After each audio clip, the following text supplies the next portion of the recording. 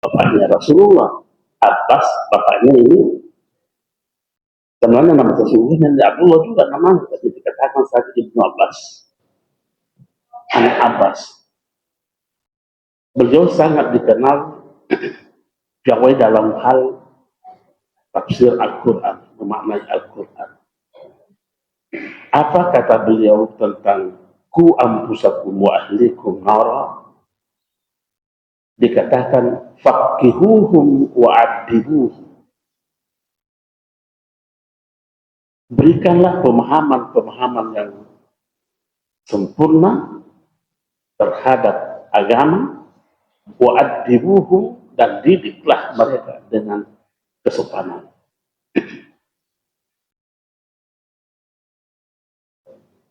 Dan kita memang juga melihat di dalam hadis Rasulullah Sallallahu Alaihi Wasallam dikatakan hakul walad ala walidihi, hak anak terhadap orang tuanya itu. Jadi kalau hak anak berarti kewajiban orang tua. Ayyuhsina ismahu, memberi nama yang baik.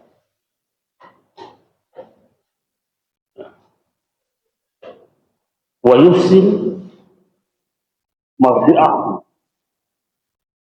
memberi asupan yang baik. Wa yuhsin adabahu, memberi tuntunan pergaulan tata krama yang baik.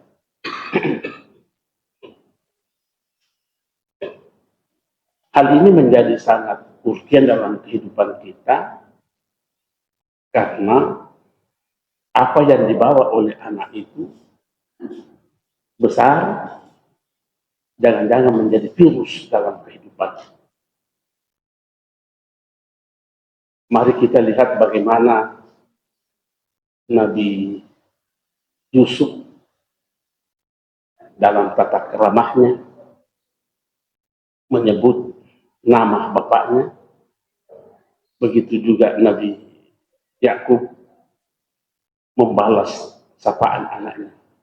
Apa kata Yusuf? Ya abati, ya abati.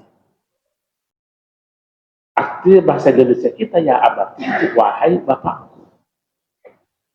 Tetapi masalahnya ini pemilihan kosakata atau diksinya Al-Quran ini memang sungguh sangat indah.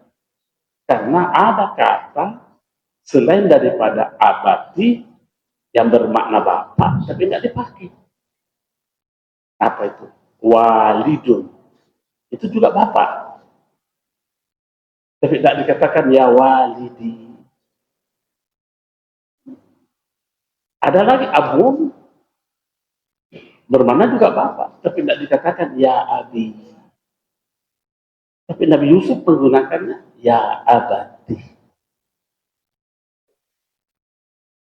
Dan memang tuntunan Al-Quran seperti ini.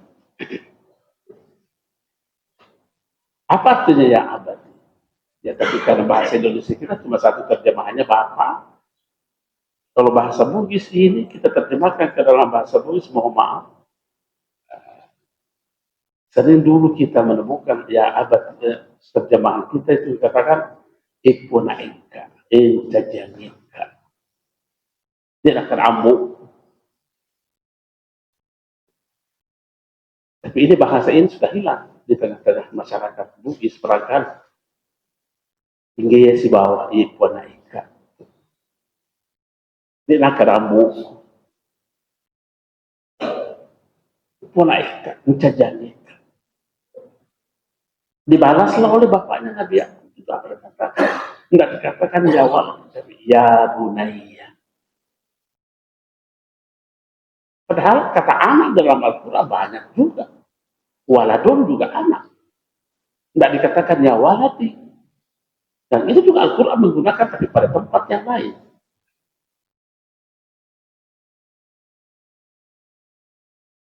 Apalagi ibnu juga anak, tapi enggak dikatakan ya ibni, tapi ya bunayya. Beda maknanya. Tapi ya terjemahan bahasa kita anak. Ya itulah persoalannya dalam menerjemahkan. Karena menerjemahkan itu, terjemahan itu tanda kutip mengkhianati bahasa yang diterjemahkan. Karena tidak mampu mewakili isinya bahasa yang diterjemahkan.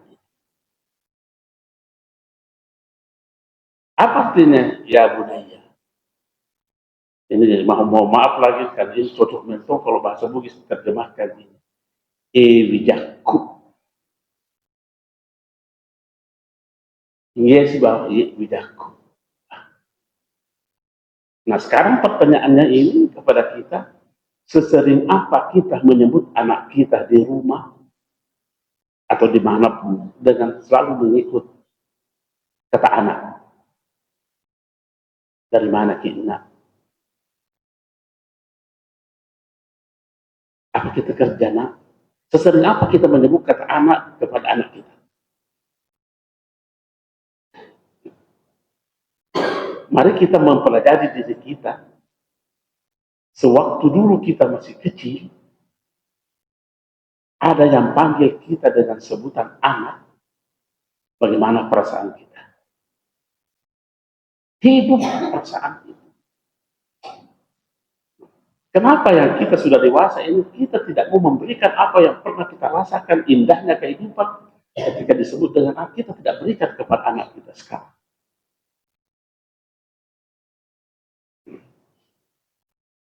Paling-paling disebut saja, dari mana aku betul?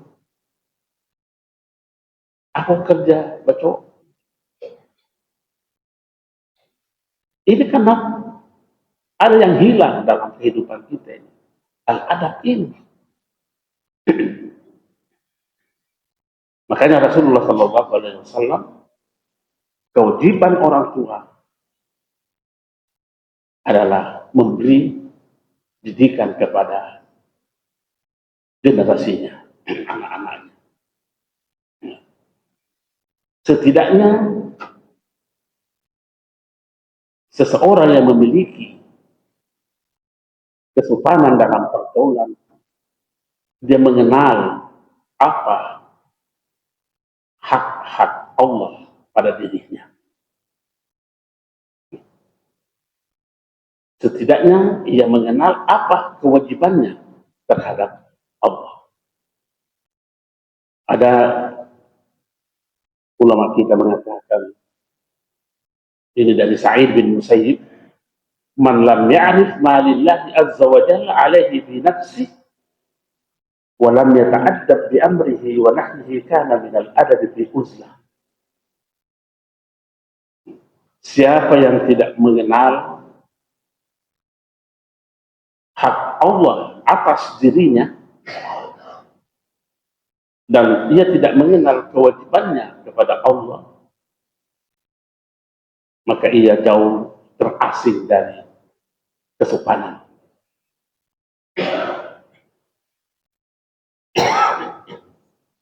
Kita lihat umpamanya ada ayat berkata begini,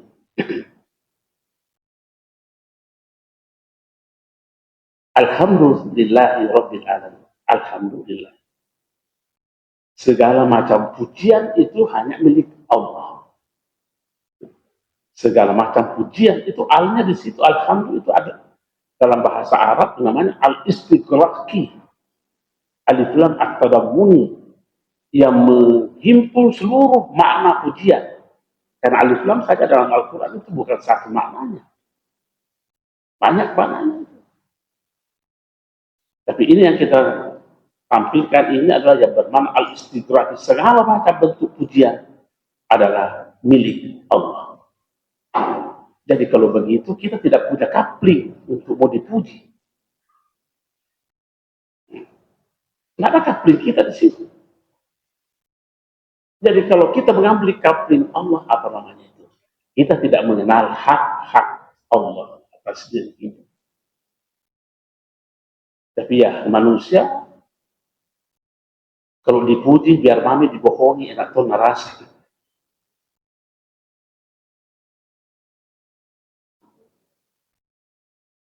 Itu alhamdulillah hak Allah di situ, pujian tidak ada. Tidak ada kita punya kapling di situ. Kita punya kapling hanya memuji. Saya tidak pernah menemukan ada ayat atau hadis yang mengatakan manusia diciptakan untuk mau dipuji. Yang ada adalah memuji. Nah, sekarang mari kita periksa diri kita, yang mana banyak kita lakukan, memuji apa mau dipuji.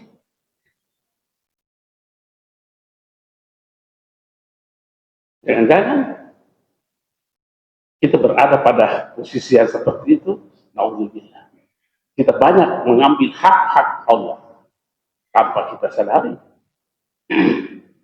Nah, inilah yang akan meluluhlantahkan kesopanan dalam berperilaku.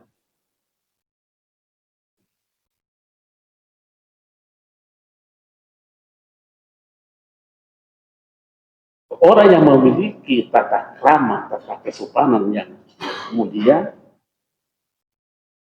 dalam kitab ini dikatakan penghimpun seluruh kebaikan.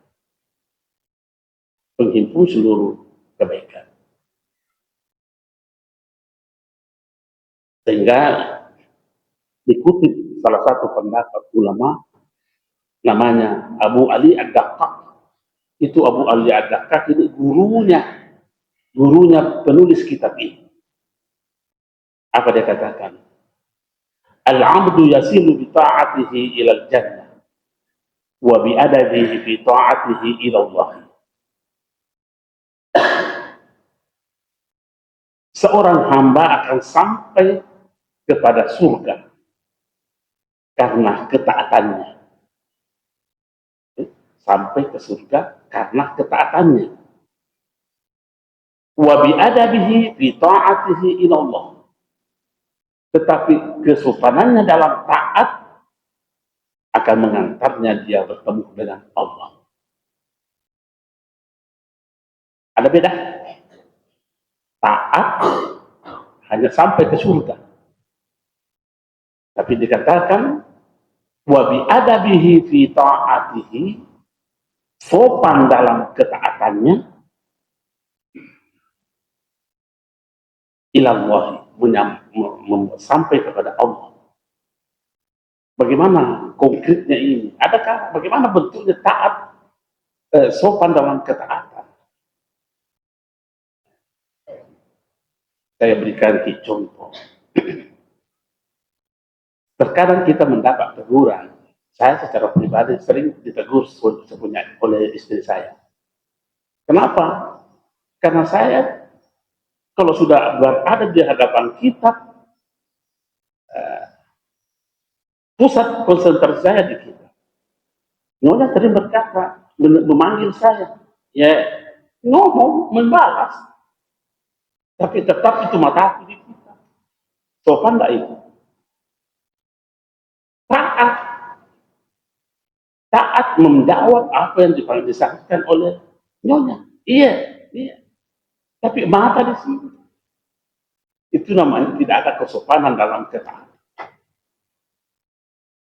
Saya kira juga biasa kita panggil anak kita, nak, iya. Tapi itu tangannya di HP terus. Taat, tapi tidak ada kesopanan. Tidak ada kesopanan.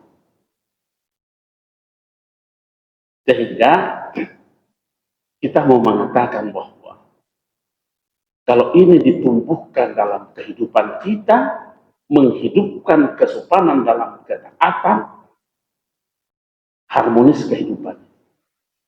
Ada nasihatnya ulama kita begini.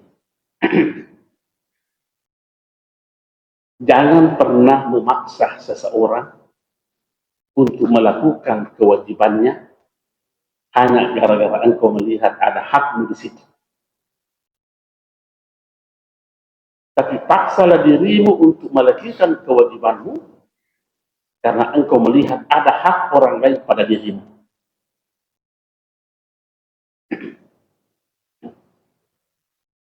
Nah, kira-kira bagaimana kita dengan nasihatnya ulama ini? La tutalibu ahadan minan nasi bihaqqi wajibih. Jangan pernah paksa seseorang untuk melakukan kewajibannya karena kita melihat ada hak di situ. Wa tutalib nafsak bihaqqi wajibih.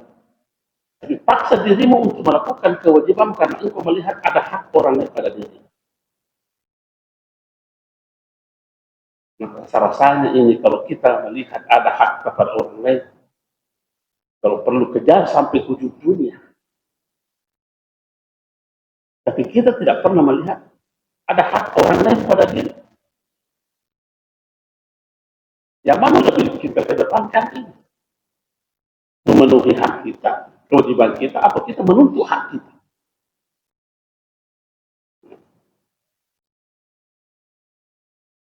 Disinilah urgensinya tadi. Seperti yang dikutip oleh Abu Ali Ad-Dakar itu, bahwa ketaatan masih membutuhkan kesopanan.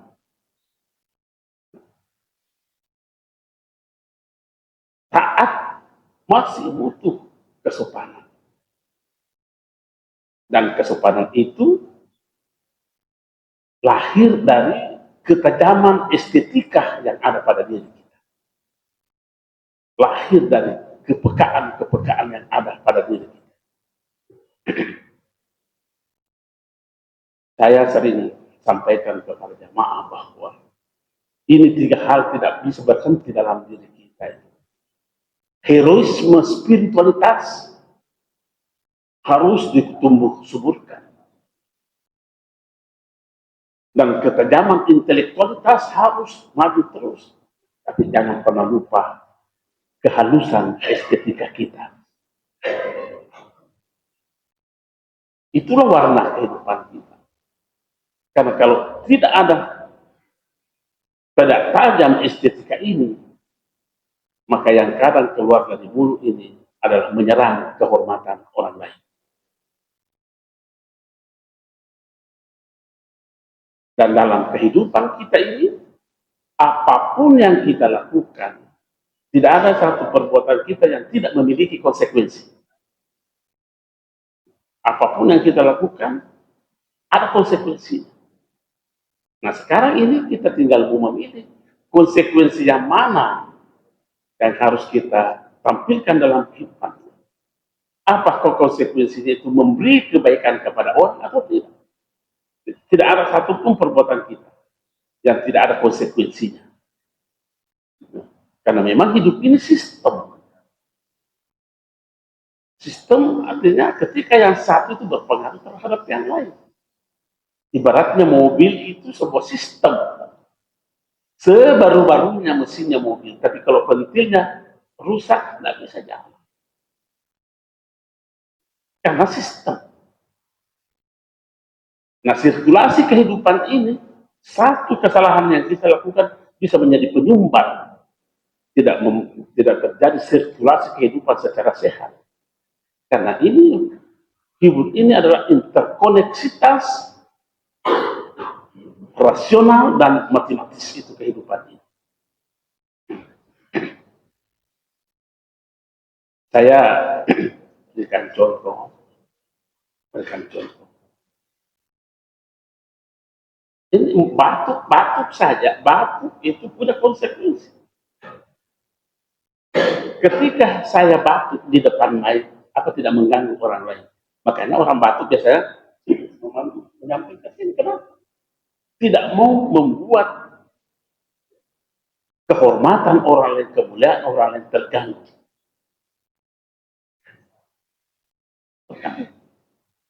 Sekecil apapun perbuatan kita itu punya konsekuensi. Nah sekarang kita tinggal mau memilih konsekuensi yang mana.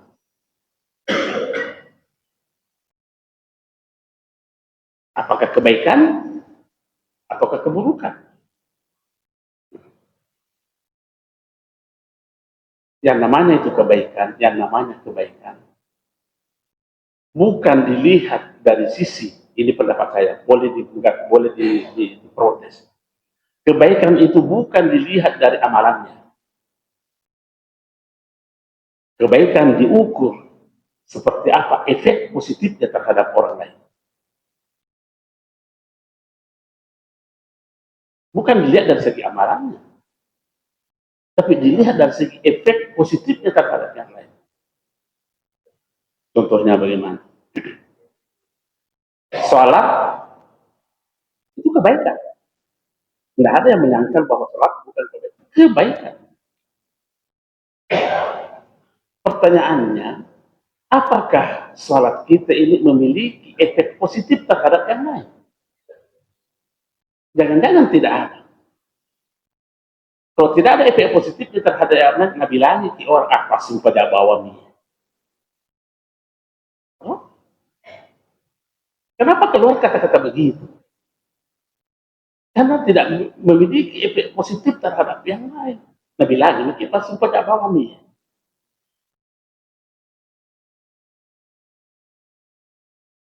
Coba kalau kebaikan-kebaikan yang apapun yang kita lakukan memiliki dampak positif terhadap yang lain. Ambillah sholat tadi, maka orang berkata, tangan atau yang lupa sembahyang.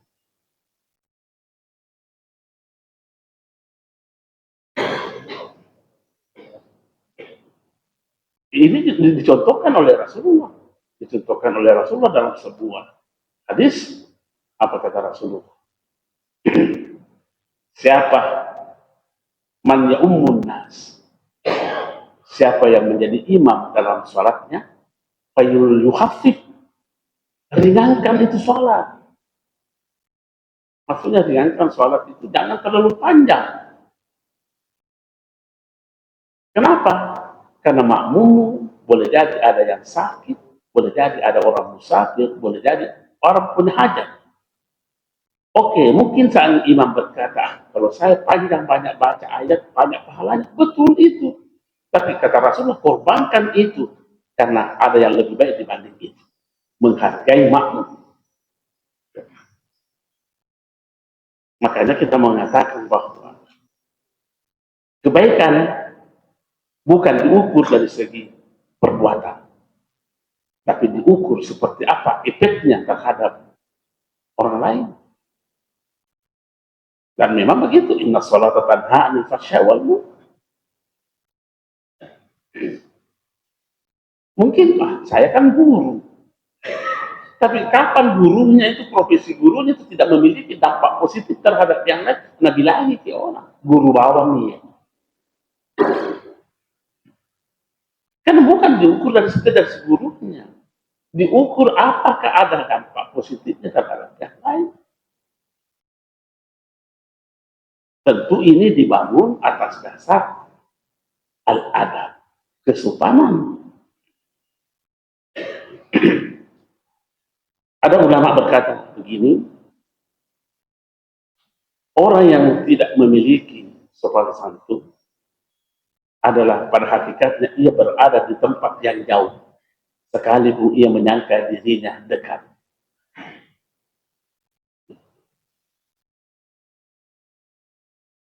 Orang yang tidak memiliki kesopanan, dia menyangka dirinya diterima oleh Allah, tetapi pada hakikatnya ia tertolak. Dan bahkan dalam ajaran kita yang menjadi fondasi utama itu adalah al-adab. Ada ungkapannya ulama kita seperti disebutkan dalam kitab ini, Muhammad Al-Busri, man la adaba lahu la syari'ata lahu, wa man la syari'ata lahu la tauhida lahu, wa man la tauhida lahu la ma'rifata lahu, wa man la ma'rifata lahu la hakikata lahu, wa man la hakikata lahu la ibadata lahu. Siapa yang tidak memiliki kesopanan, tata krama, tidak ada harga syariatnya, tidak dinilai. Tetapi yang kita sebutkan itu, orang yang rusak syariatnya, kalau terjemahannya kan, orang yang rusak syariatnya tidak dihitung tauhidnya, tidak dihitung tauhidnya. Orang yang rusak tauhidnya tidak dihitung ma'rifahnya. Orang yang tidak benar ma'rifahnya tidak dihitung hakikatnya. Orang yang tidak ada hakikatnya tidak dihitung ibadahnya.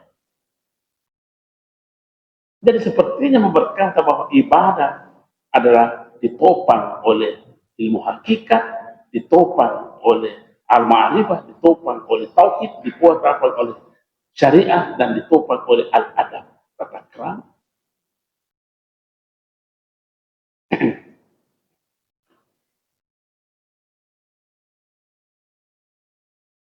Man la adaba lahu. Dan kita lihat perjalanan hidup Rasulullah Sallallahu Alaihi Wasallam. Apa yang pertama ditampilkan dalam kehidupannya? Apa yang pertama dideklarasikan dalam kehidupannya? Bukan yang pertama diajarkan tauhid, bukan yang diajarkan syariat, tapi yang pertama ditampilkan dalam kehidupannya adalah tata krama sopan santun dalam kehidupannya. Sehingga beliau sebelum dilantik menjadi nabi sudah mendapat sebutan Al-Amin. Al-Amin.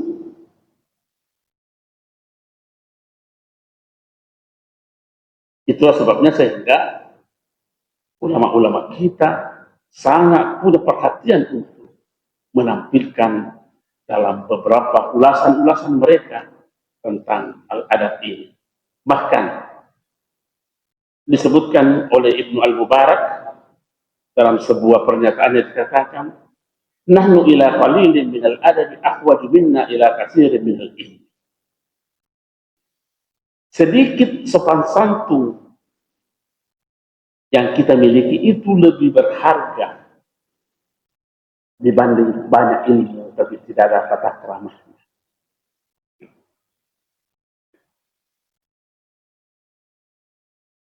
Nah, dikatakan lagi, talabnal adabah hina fatanal muradibun. Biasanya, ketika katakan biasanya, karena ini bukan hadis, bukan apa, cuma pernyataan ulama yang disebutkan oleh Ibnu Mubarak. Talabnal adab, kita terkadang mencari sopan santun, mencari tata krama. Kapan? Ketika fatanal muadibun, ketika kehilangan kita orang-orang yang memiliki sopan santun. Oh, kita itu baru mencari. Wah, betapa indahnya namanya sopan santun. Ketika sudah tidak ada yang memiliki sopan santun, baru dicari.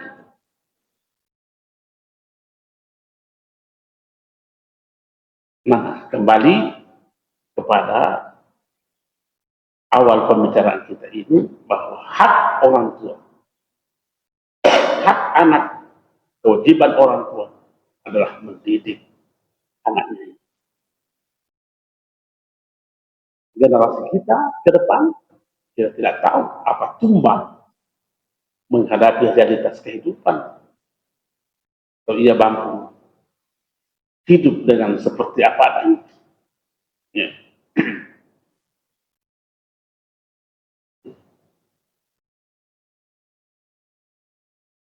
Jadi yang biasa merusak tata krama itu adalah karena yang paling kita tonjolkan dalam kehidupan ini, yang sering kita tampilkan adalah atribut-atribut diri kita.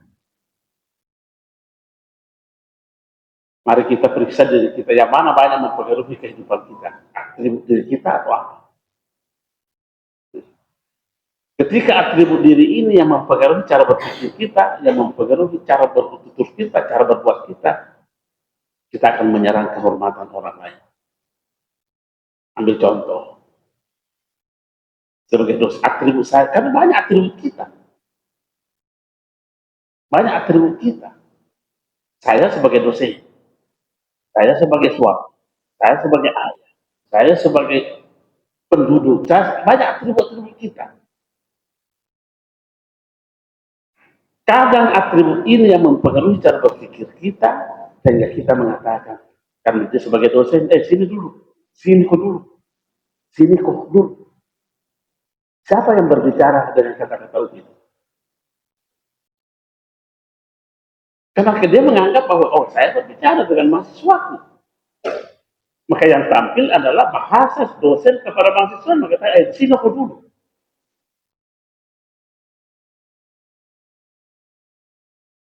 Kira-kira kata kom dalam budaya Bugis Makassar bagaimana penghargaan kita.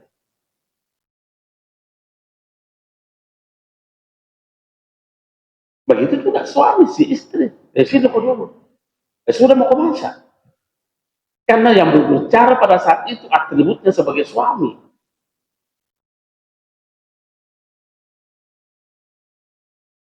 Dan itu budaya kita. Oh, dengan ki. Ya mulai yang mana? Dengan ki. Kenapa kita berani mengganti ki dengan ko? Padahal kita tahu bahwa ini tidak baik. Apa yang mempengaruhi? Atribut kita yang menonjol lagi di sini. Kenapa bukan atribut-atribut Tuhan yang kita tampilkan bermanifestnya sifat-sifat Allah?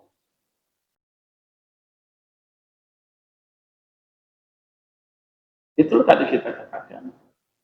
Ketika kita banyak atribut kita susah kita meninggalkan diri kita. Dan kita terkadang susah memberikan kehormatan kita, kemuliaan kita kepada orang lain. Saya pernah berkata begini. Semakin tulus kita menyerahkan kemuliaan kita untuk mengangkat kemuliaan orang, maka Allah akan menambah kemuliaan itu. Tapi sebaliknya, semakin kita menggenggam kemuliaan itu dan kita tidak mau melepaskan kemuliaan kita untuk memuliakan orang, maka kemuliaan itu lambat atau cepat akan dihilangkan oleh Allah Subhanahu. Orang mulia itu adalah mampunya memuliakan yang mulia. Mampunya memuliakan. Dan orang yang mau memiliki sifat karakter gampang memuliakan, gampang melepaskan yang ia cintai. Gampang. Mari kita lihat dalam realitas kehidupan kita ini. Apakah kita mampu melepaskan yang kita miliki, kehormatan kita untuk menghargai orang lain? Ada peristiwa begini. Waktu Idul Fitri, saya ke shopping, kemudian sudah saya khatib di Masjid Raya, saya ke shopping. Karena mertua saya Bulukumah, maka istri saya antar ke Bulukumah. Pas ada di pasar Panete, di Bulukumah itu banyak pete dijual. Banyak pete dijual di situ. Nah istri saya itu Pak, kalau dapat pete, kayaknya ketemu dengan malaikatnya. Saking sukanya. Apa saya bilang? Endi, itu banyak pete di bawah. Tapi kan dia tahu bahwa saya tidak suka pete karena ya begitu, saya tidak suka. Apa dia bilang? Jangan maki. Jangan maki. Apa yang terjadi pada istri saya? Mampu tidak mencintai yang ia cintai. Demi yang ia cintai.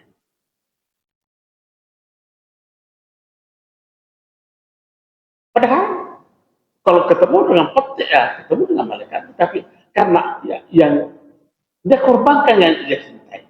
Demi yang ia cintai.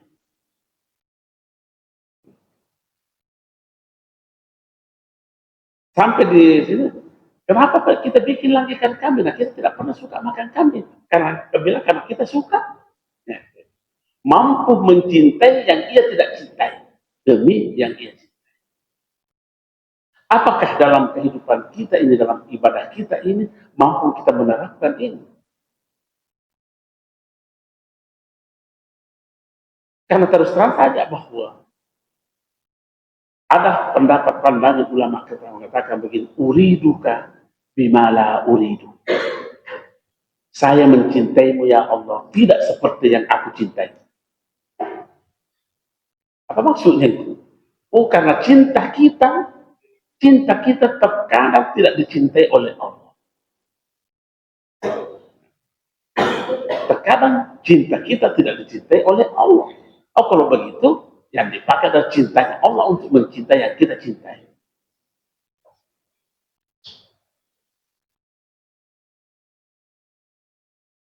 Dan ini pernyataan ulama kita ini sangat-sangat aspiratif sekali.